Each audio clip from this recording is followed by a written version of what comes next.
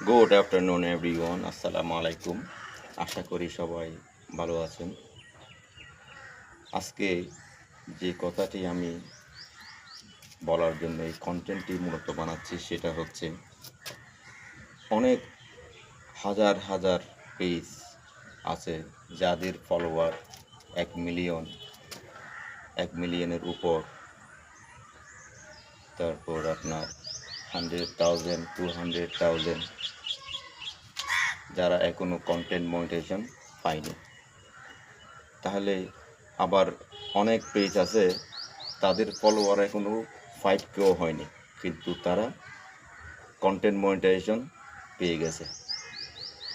আমি একটা উদাহরণ আপনাদেরকে দিচ্ছি, সেটা হচ্ছে আপনি ধরেন এই যে ফুটবল খেলার মাঠ আছে না, আপনি মাঠে খেলতে নামলেন। আপনি যখন মাঠে খেলতে নামলেন, আপনি তো পুরো মাঠ ঘুরে বেড়ালে হবে না, আপনাকে নির্দিষ্ট একটি জায়গায় স্থান করে নিতে হবে যাতে আপনি সুযোগটি কাজে লাগাতে পারেন।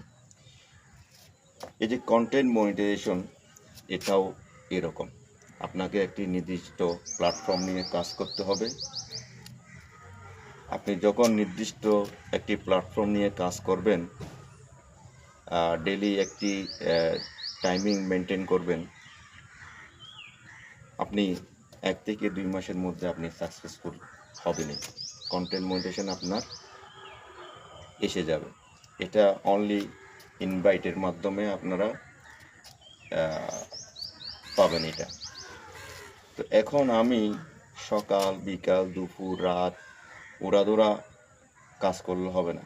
আপনাকে একটা টাইমিং মেনটেন করে, যেমন আপনি সকাল 9টা থেকে 10টার ভিতরে একটা রিলস আপলোড করলেন, আবার বিকেলে আপনি 5টা থেকে 7টার ভিতরে একটি রিলস আপলোড করলেন, এখানে সন্ধ্যার দিকে আবার সকালের দিকে একটি ফটো আপলোড করলেন, সন্ধ্যার দিকে একটি ফটো আপলোড করলেন, 2টি পোস্ট করলেন। মিনিমাম এই কাজটুকু আপনাকে করতে হবে। আর যদি সময় পান তাহলে আপনাকে যারা ভালো কন্টেন্ট তৈরি করে তাদের কমেন্টে আপনাকে রিপ্লাই দিয়ে আসতে হবে। এটা হচ্ছে আপনার সিস্টেম। তো আপনারা চেষ্টা করবেন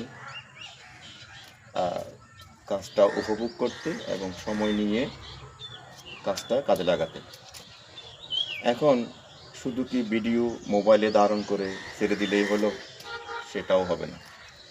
ফেসবুক আপনাকে কিছু সিস্টেম দিয়েছে, আপনাকে সিস্টেমের ভিতরে আপনাকে কাজ করতে হবে।